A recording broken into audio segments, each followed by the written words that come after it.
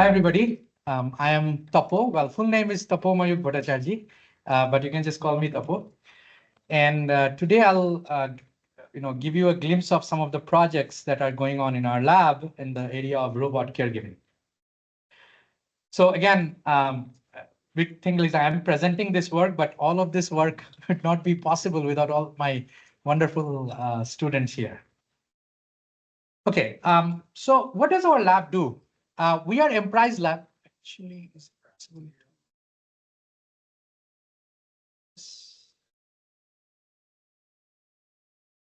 Fantastic, thank you.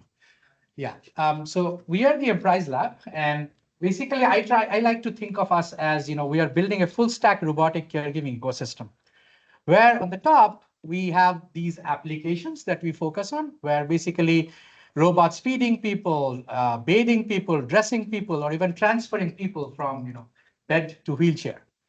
Now, to support these applications, of course, we need to develop algorithms and systems. So that's where the middle layer comes in. And at the bottom that supports all of these, we also work on developing various tools that we open source for community to use. And this includes hardware like, whole arm skin sensors for physical interaction that is necessary, but also robot simulators, caregiving simulators, and datasets. But if there is one message that I generally say in my talk that is important is that this is the key insight, which is without being in touch with stakeholders regularly, and stakeholders mean, people with mobility limitations, occupational therapists, and like that, it's very easy for us to generally, sometimes invent problems that may not be actually useful in the real world. And this is why we are always in touch with them, because they guide us as to what to do next. All right. Now, robot care, I'm not going to start with general motivation because I don't think I have to motivate the crowd here about why this is important. But I'm going to start with the challenge. The challenge is that robot caregiving is very multifaceted. It's because it is contextual on the user. Every user is different, which means their functionality, the mobility limitation that they have is different, but also their behavior, their preferences are different. It's also contextual of the environment. Like, for example, where are they? Like, do they like to eat while lying down versus sitting up on a wheelchair? Like all of these aspects of, or what is there in the environment. Based on that, the caregiving that you give, that changes. Who is the caregiver? Like if there is a human caregiver there, it changes based on that, as well as if there is a robot there, depending on the robot's physical capabilities, the caregiving would change. Now, because I'm talking here as in the session of personalization, I'm going to give a personalization aspect of all of these things. And for a robot caregiving to be able to apply to various users, environments, caregivers, personalization is key. And when I say personalization, I mean, in this particular talk, I'm going to focus on user functionalities as well as user behaviors. And what I mean by functionality is different kinds of mobility limitation that somebody may have. Now, what I'm going to do next is I'm going to talk on a very high level. I will not dive very deep technically, but on a high level, I'm going to talk about some projects that are going on in our lab where we are basically trying to personalize across various aspects. The first thing is going to be about on feeding, where I'm going to show that our attempt is to personalize the feeding across various user functionalities and behaviors. So to start, let's talk about our robot-assisted feeding system. This is the technical system. Basically, we have a robot that's mounted on a wheelchair. It picks up an utensil. It happens to be a fork in this case. As you will see later, it spoon and other things as well. It identifies different food items. It uses both vision and haptics to figure out what food item it is and what strategies to use. And then it goes in front of a person, tracks its face, and then feeds them so that it's easier for them to take a bite. In this case, it orients the carrot so that they can eat a bite. Now, I want to be very upfront about this. The person who's sitting there does not have a visible mobility limitation. This person was an undergrad at that time.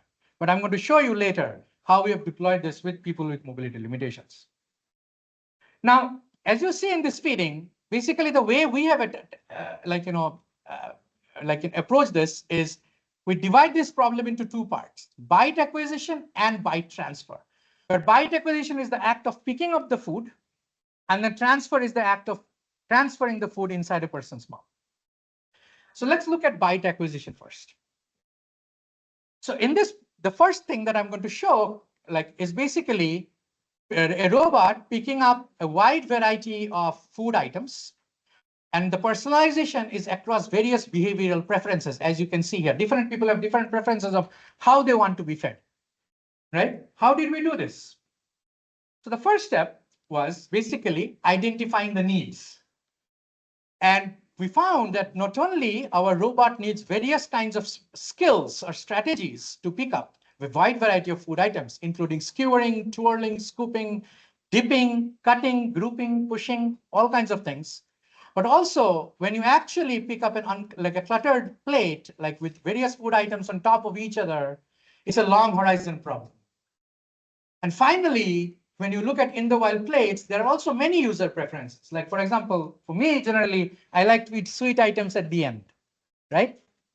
So to do that, basically, the first was to develop these food manipulation skills. So here is an example of a robot skewering, robot twirling noodles. Here's an example of scooping. And then here is an example of dipping. Okay, these are all parameterized skills that we have developed. Now, there are also pre-acquisition skills that we call that basically helps prepare before you actually pick up the food item, such as cutting like into small slices to be able to pick up, grouping so that you can actually twirl later, like for example here, or even pushing.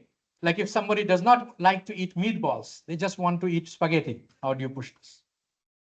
Once you develop these, like our algorithm, basically, this is how it works.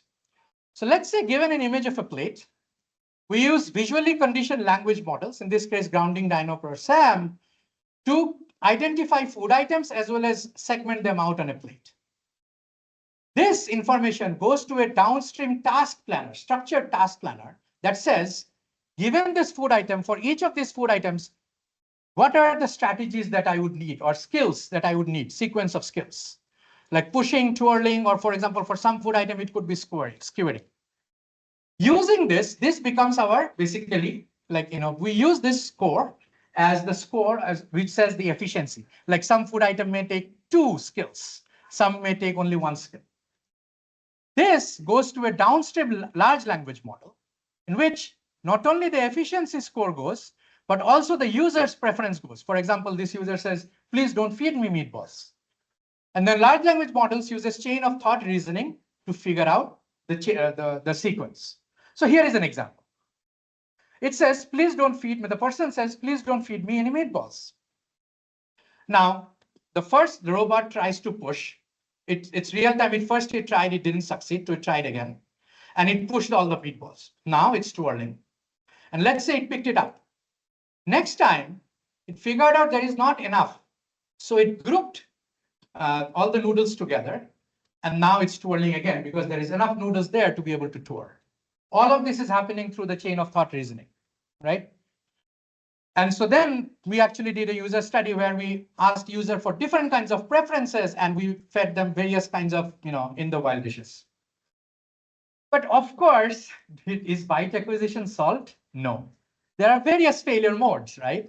Like as you can see here, for example, like because of many deformable objects and soft items that are there, there can be various modes of failure that can happen even with this.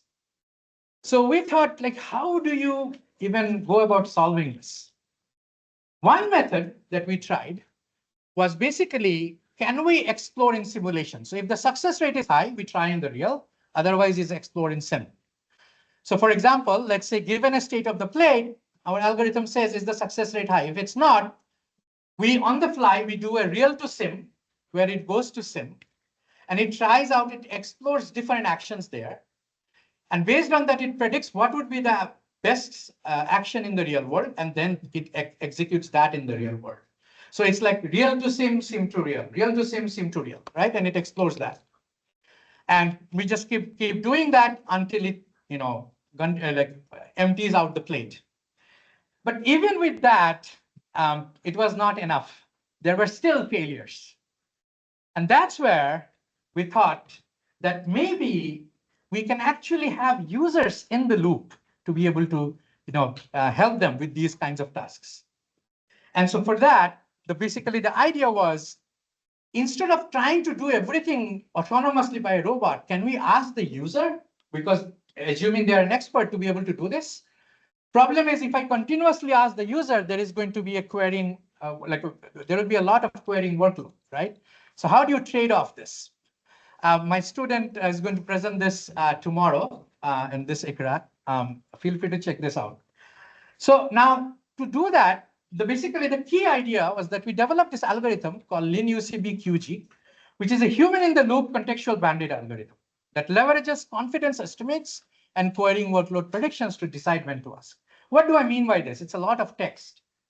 Basically, think about this. Let's say you have an algorithm by which you can get uncertainty predictions of different actions that when you apply in the real world, like you get this. So we got this, and then we also have a workload model. So this is given by the contextual bandit. And we have a workload model that you trained with real users, both users with mobility limitations and without. And if the performance was greater, then we would try to ask the user. So on the left, you see that the person is trying to, here it is trying to adjust basically the querying workload. And but in this case, the robot is actually preferring not to ask the person. This person has a multiple sclerosis, not to ask the person, even if the robot fails. And the main idea basically is this. A person without mobility limitations, sometimes their querying workload associated with a query may be different from a person with mobility limitation. And so the algorithm adapts to it. So that, for example, if you were to feed a person with multiple sclerosis, even if I could ask a person, always, hey, help me pick this up, I don't know what actions to use, I'm actually not going to ask. I will sacrifice task performance, but this while trading off when to ask them. And the resultant is, yes, it may take 2-3 more trials to pick up all the food items, but the user satisfaction is high. So the point is, one size fits all doesn't work, right? That's the whole point of this. Okay, this is fine for byte acquisition. What about byte transfer? Like you pick up the food item, but you have to actually feed them, right? So for this particular part, I'm going to focus on personalization across user functionalities. And here we have actually deployed this with people with arthrogryposis, multiple sclerosis, different levels of spinal cord injury, as well as schizencephaly and hemiparetic stroke. How did we do this? Again, the first step was to identify the needs. What we found out was that care recipients that require inside-mite bowel transfer, they also have very complex derivative medical conditions. For example, a person with spinal muscular atrophy can open their mouth very little. A person with schizencephaly cannot bite strongly. They have weak bites. A person with arthrogryposis can only chew food from one side of their mouth, which means they basically use their tongue to guide and say, okay, this is where they can chew. And so the caregiver actually learns from these activities. A person with multiple sclerosis can have spasms, right? Imagine a robot with a fork coming towards you, and then suddenly you have an involuntary spasm. You have to be very careful about how you feed them, right? So how did we actually successfully fed all of these people, right? How did we do this? Lot of infrastructural, making sure, systems designed to make sure the system has multiple levels of safety, like 5 levels of safety, and I'm going to come to that later. But on the method side also, we had to make sure that there is robust multi-view mouth perception, where basically the idea was, because when a robot, imagine there is a camera on a robot arm, and then when you come close, the robot arm itself occludes the mouth opening, and the camera won't be able to see. How do you, and these, the movements are very dynamic, right? How do you infer the state, even under occlusion? And so basically the idea was that we basically use self-supervised multi-view training where we collected a lot of data of different mouth openings. And then we synthetically added fork with food images on top of it. So that's how we know the ground truth.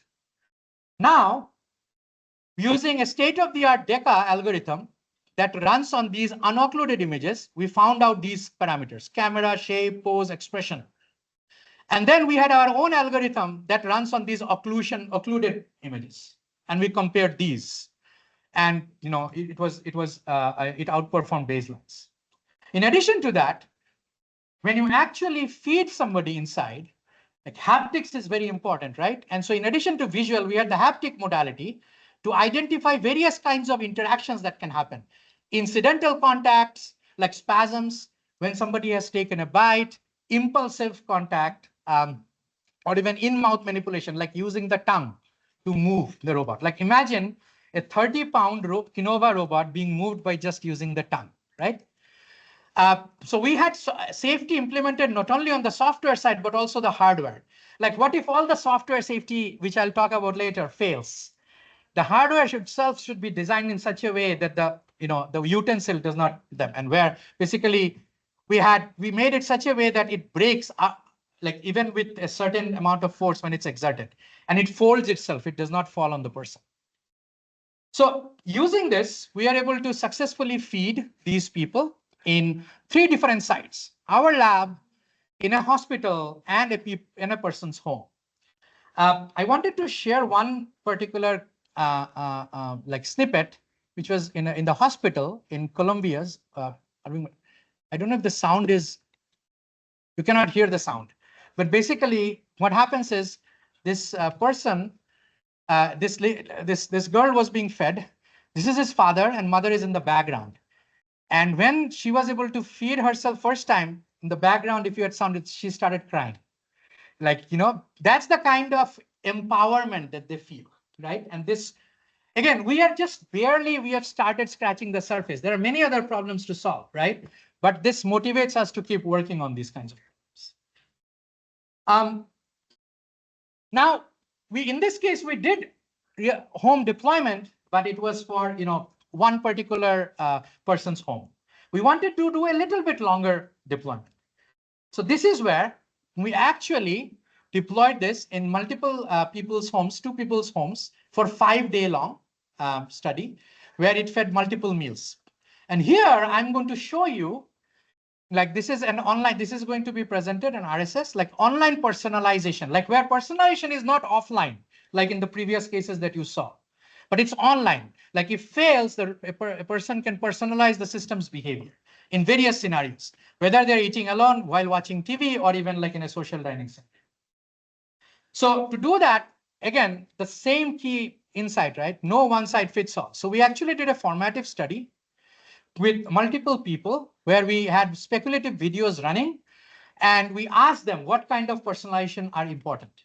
And we identified 3 key tenets for personalization: adaptability, transparency, and safety.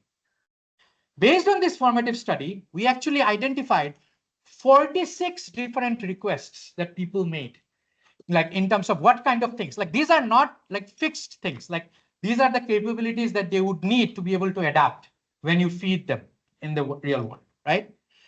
And so using this, we basically developed our system where it had modular instrumented hardware, like for example, an instrumented utensil as well as utensil pickup. So this system can now not only feed people, it can also hydrate and wipe the mouth if necessary. It can also, like all of these different skills that I told you about, as well as preferences for bite transfer and drink pickup, wiper pickup to wipe the mouth, and things like that. It also had multiple interfaces so that people can use whatever interface they want to be able to convey their intent. And in addition, one of these interfaces was a web interface. Now, the 3 key tenets that we found for in the wild personalization was adaptability. The system should adapt. And we achieved this using modular hardware, diverse interaction methods, as well as large language model-based code synthesis. Transparency. which was aligned, we aligned this with IEEE transparency standards, levels 1 to 5, again through LLM-based summarization.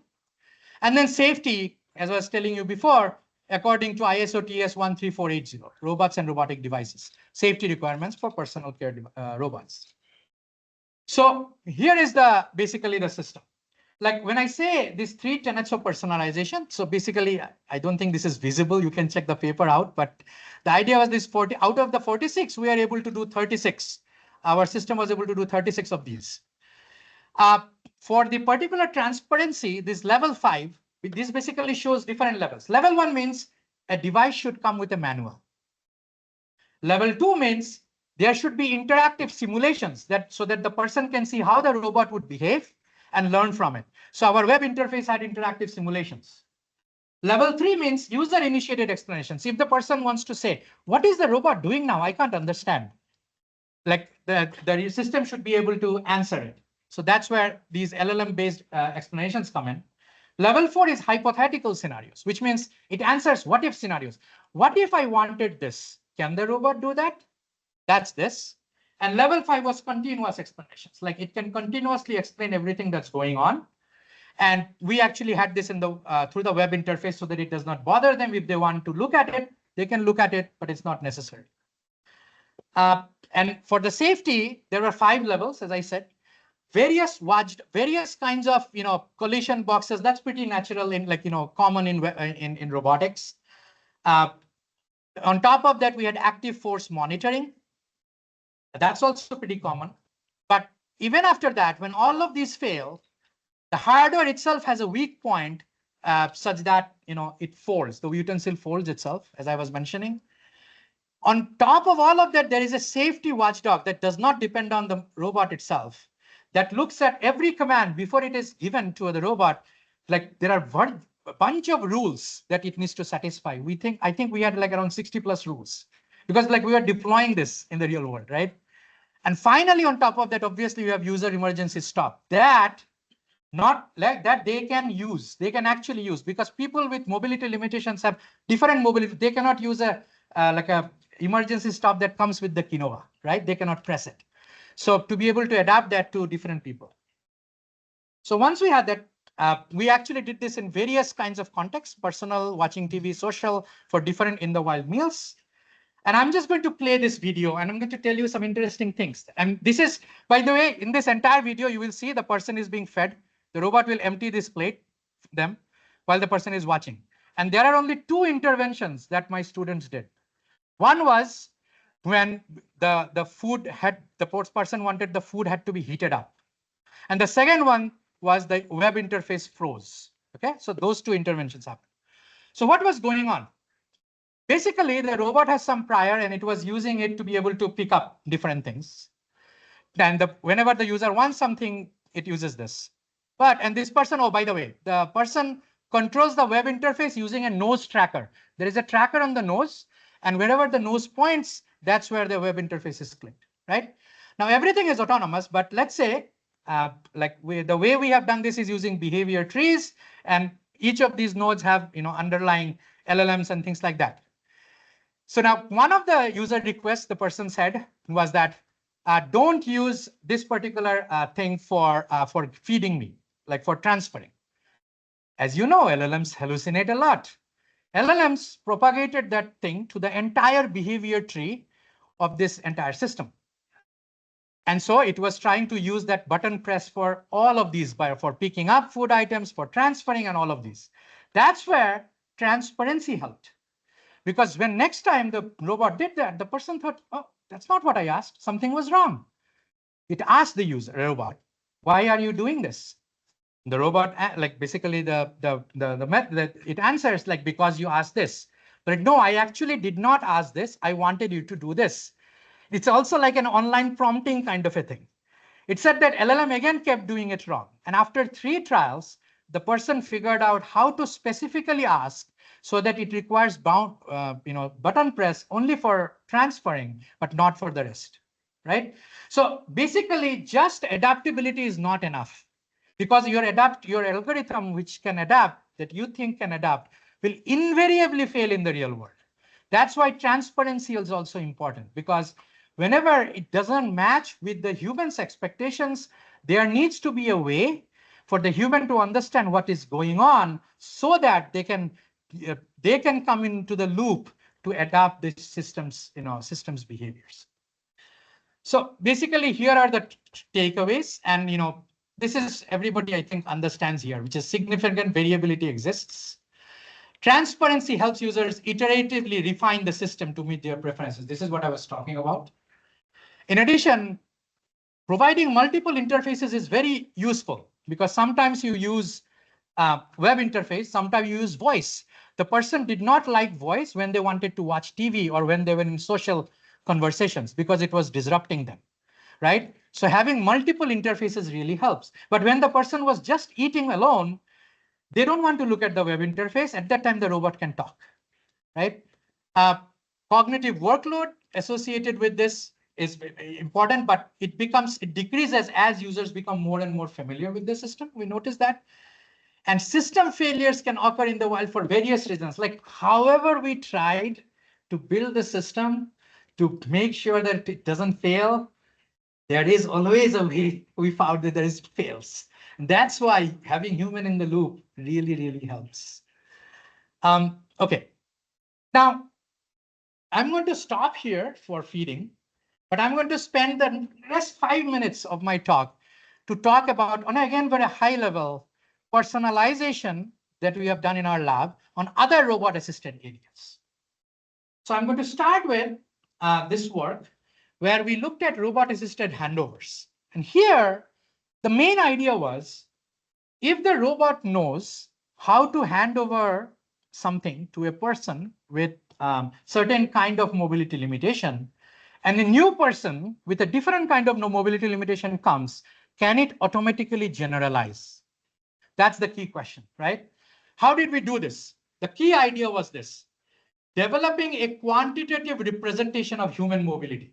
Like we hear about representation learning, right?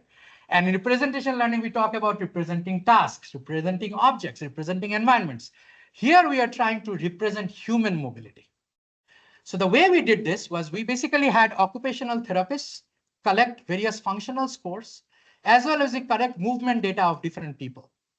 And the output was, basically we call it functional range of motion predictor. It can say whether a particular thing was feasible or not.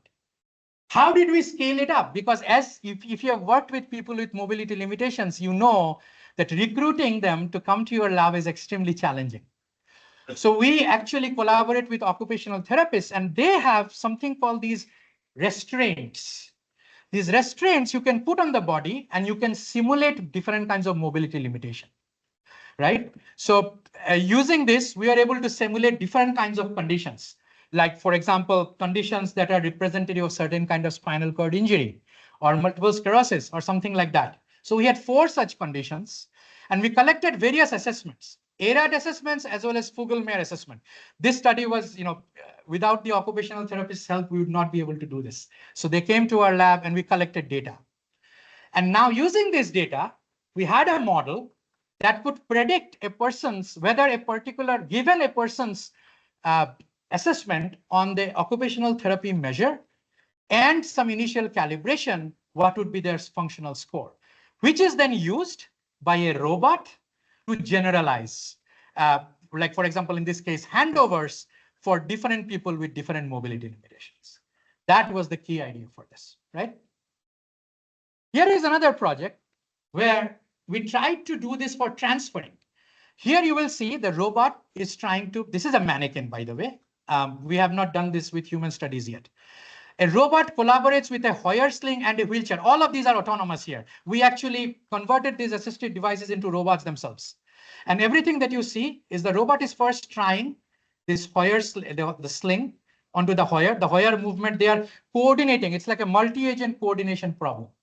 They coordinate amongst themselves, like movement of the Hoyer, movement of the wheelchair, movement of the robot, to tie the sling onto onto the Hoyer's hook, and then the Hoyer would then lift this person, or this in this case a mannequin, up. And the whole point was that when we are thinking of transferring, we thought, how can we even, like, transferring is something that everybody, like many people need help with. Like, it's a much wider variety. Even older adults need this help. But it is very challenging to have one robot lift a person, because these robots, home robots that are available in homes, they have very low payload. And so our key idea was converting these assistive devices themselves into robots. So the wheelchair is a robot, the Hoyer sling is a robot, the robot arm is obviously a robot. And they do coarse lifting tasks, and the robot arm does dexterous manipulation tasks. Now, all of this was autonomous. This part of actually dropping the mannequin and untying the sling is still, we are working on this now. So this part, my student came and actually did this. But this is a path that we see to actually get to something feasible, even with low payload home robots for doing, transfer. Finally, here is another example of bed bathing that we did, where again, we looked at personalization across various user functionalities. And here, the idea was the robot was bathing. This person that you see who's lying down has multiple sclerosis, like you can see, right? So we are using both visual, like RGB, and thermal sensing to figure out whether a particular part of the body is wet or not. Because this is transparent water, right? Using vision, it's very difficult to guess. And then it uses compliant control to be able to do rinsing as well as drying up and also putting soap on them. So before I conclude, I want to spend 1 minute for a quick, shout out to my team, like for my students to be able to do this for this challenge. This is called a physical robot caregiving 5RC challenge. We are actually running this in ICRA, this ICRA. Booth C7, please come see us. It basically happened in 2 stages. The first stage, 56 teams from 17 countries participated in first one. This was a simulation phase using our RCare World simulator in 2 tasks, robot-assisted dressing and bed bathing. And then, so 56 teams. Now, the second stage is we selected 5 teams for the real world phase, for the dressing track, and 4 teams in the bed bathing track. For multiple reasons, like visa, difficulty to ship their robots and things like that. Ultimately, it led to 3 teams, one from Brazil, one from Canada, one from UK, couple of them from UK that are looking at this phase 2 dressing, and one team UK for phase 2 bed bathing. If you want to see them in action, come to the ICRA competition stage and you will actually see them. This is at a booth C7. So again, to conclude, the key message is that robot caregiving is multifaceted and personalization is the key. But personalization across various axes, user functionalities, user behaviors, but also other things that I did not show, like environments, human caregivers, and things like that. This is our lab in a nutshell, and that's it for that. Thank you.